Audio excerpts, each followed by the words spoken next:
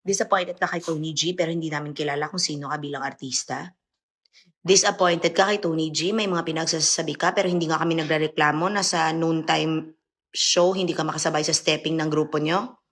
Day, huwag kang magkamali na away-awayin si Tony G, Day, kung hindi mo naman kaya ang kaya niya, Day.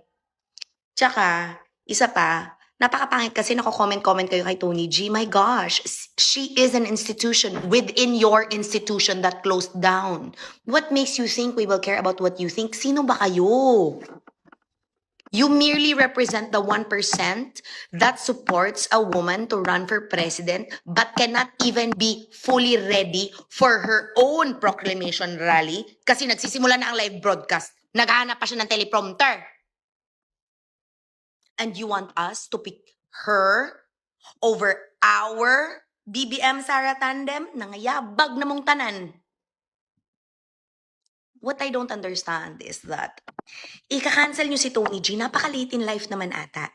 2016 pa lang sila ni Paul Soriano, supporters na sila ni BBM for Vice President. Si BBM din, ninong sa kasal nila. So what makes you think, oh my God, hindi nyo kasi alam yan dahil hindi nyo alam ang konsepto ng pag-iisip.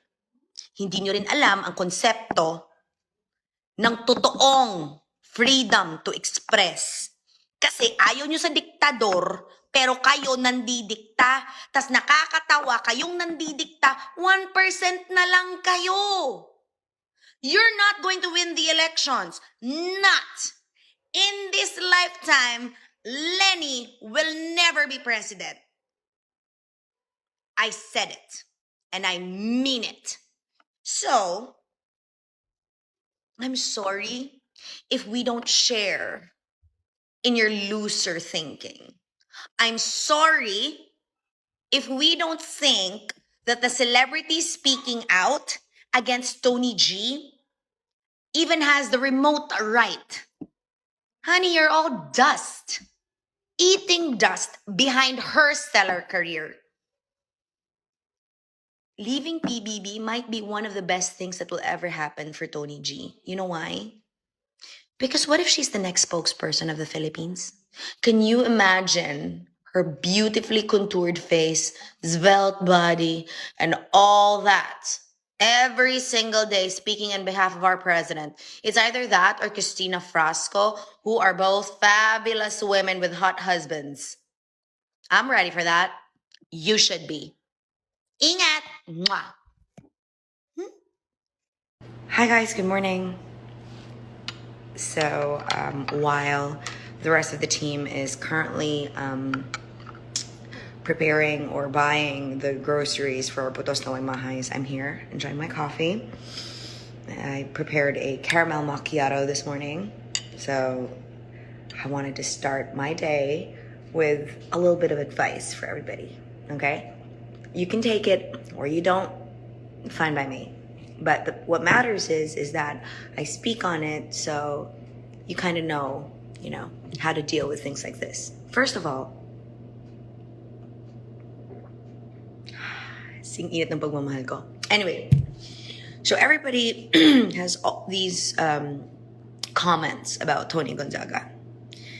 And I just want to add to that by saying that the moment Toni Gonzaga burst into the TV and said, Yala! All those years ago, is the same time that I figured that I wanted to be that girl.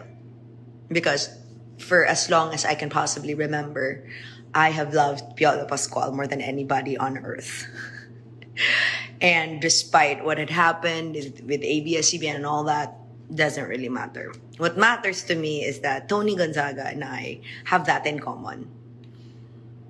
Second, it's funny how cancel culture is something that these entitled weak shits think is what can stop us from doing what we are good at. Toni Gonzaga is an amazing mother. She is a devoted wife. She's a good daughter. Good. And I know this because I went to school with Kathy. We graduated from the same university. She graduated EDUC. I graduated IMC.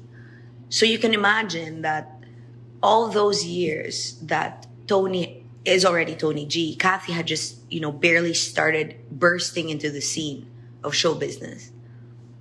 And what I know about them is that they're the kind of people who were raised on the premise to not care about everybody else, except that they were good people. So when you try to cancel people like that, it's futile and useless. Wala kaming pakialam kung makakancel kami kasi hindi kami subscription sa cable network o sa cellphone. When you say cancel Toni G for not sharing your thoughts and aligning with your political beliefs, una sa lahat, why didn't you cancel her in 2016 nung sinuportahan nila ni Paul Soriano si BBM for Vice President? Why didn't you cancel her then when they made BBM their ninong? I mean, ganyan ba talaga kayo kawalang alam? O ganyan lang talaga kayo ka-entitled thinking na may power pa kayo over us? I say us because I've been canceled more times than Toni G. Bago pa lang siya, girl. Ako, 1 whole year na niya akong kinakancel. Buhay pa rin us. And funny how, despite kung gaano kagaling si Toni at gaano siya kabait, you still pray na magbe-break sila ni Paul. Ganyang klaseng tao kayo. That's the kind of supporters that deserve to win. No, your candidate does not deserve to win. Your candidate deserves to be banned at every possible position because pag kayo nanalo, it will proliferate toxicity, stupidity, and uselessness in our nation. Absolutely not. I will not allow it. So magtutuos tayo. Siguro kung si Toni G talagang mas nagagalit kasi wala siyang pakialam kasi maganda pa rin siya. And guess what? She may not host PBB, but can you imagine if she's our next spokesperson? 6 years of hello Philippines and hello world. Ready na ba kayo? I wouldn't mind that. I am so excited for her. It's either her or Cristina Frasco na puro magaganda. So good luck. Can you imagine how well made our what do you call this, media shorts for the president if BBM wins? My God, can you imagine Paul Soriano directing every one of those shorts for the PCOO? I'm so ready. Kasi makikita nyo naman yung difference, di ba? Sinasabi nyo well-attended ang caravan nyo. Hindi kayo well-attended, be. Maliit lang talaga. Maliit. Yung place kung saan kayo nagtipon-tipon, kaya nagmukha kayong marami.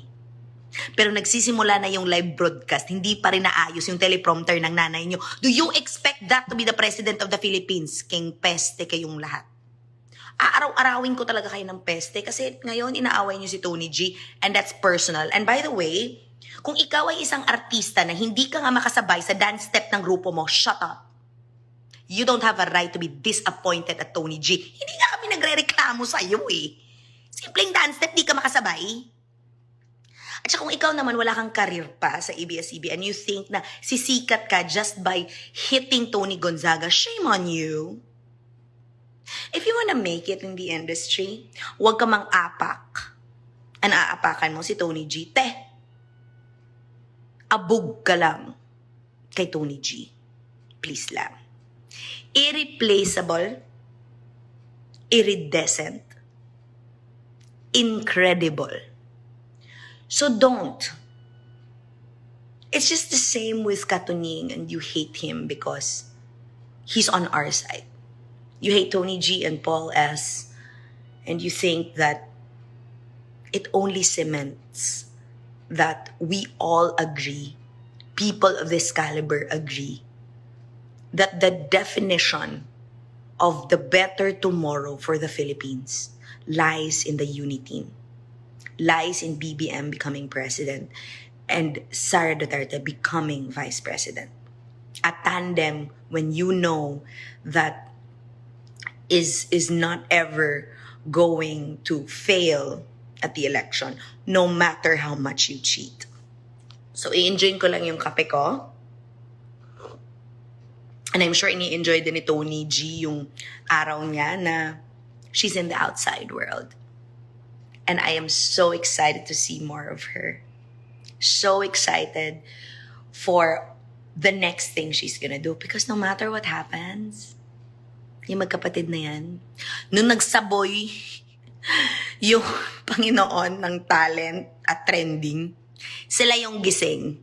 Kayong mga talunan, natutulog, tatlo-tatlo pa yung kumot. Ingat, good morning. Mwah.